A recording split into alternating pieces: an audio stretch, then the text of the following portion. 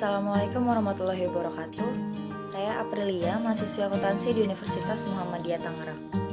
Hari ini saya ingin coba menjawab pertanyaan dari soal UAS yang dikirimkan, yaitu grand teori mana yang paling menarik.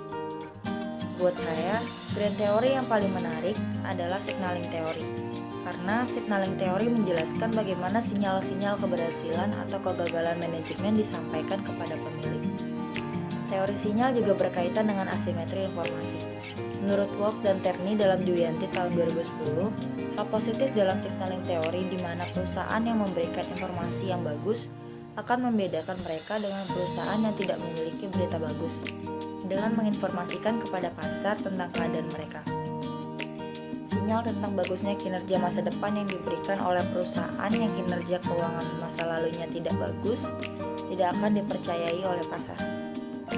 Adanya isyarat atau signal merupakan suatu petunjuk bagi investor mengenai tindakan yang diambil perusahaan pada prospek tertentu.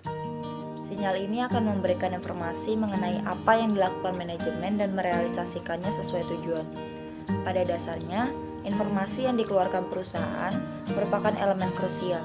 Hal ini karena pengaruhnya terhadap keputusan investasi terhadap pihak eksternal perusahaan.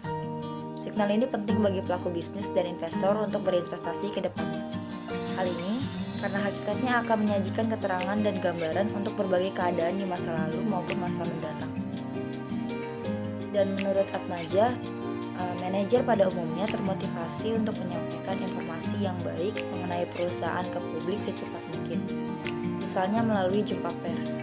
Namun pihak di luar perusahaan tidak tahu kebenaran dari informasi yang disampaikan tersebut.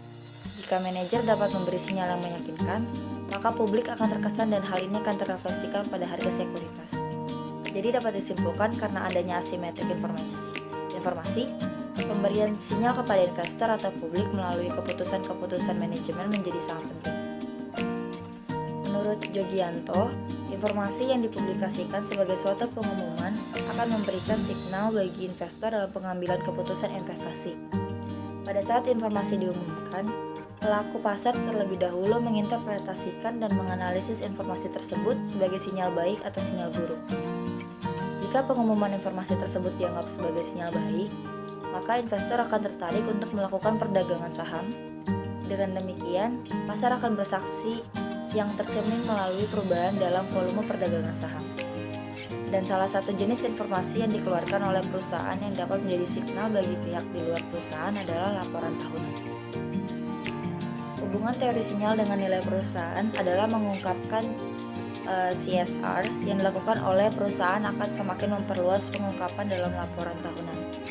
Hal ini merupakan sinyal positif yang diberikan perusahaan kepada investor. Makin luasnya pengungkapan yang dilakukan oleh perusahaan akan menambah informasi yang diterima investor. Semakin luasnya informasi yang diterima investor akan meningkatkan tingkat kepercayaan investor terhadap perusahaan. Dengan tingkat kepercayaan yang tinggi, tentunya investor akan memberikan respon yang positif terhadap perusahaan berupa pergerakan harga saham yang cenderung naik. Dengan demikian, tingkat pengungkapan yang dilakukan oleh perusahaan akan berpengaruh pada pergerakan harga saham yang cenderungnya naik. Pada gilirannya juga akan mempengaruhi volume saham yang diperdagangkan. Dengan pergerakan harga saham yang cenderung meningkat, tentunya akan berpengaruh terhadap meningkatnya return saham perusahaan. Sekian dari saya, kurang lebihnya mohon maaf.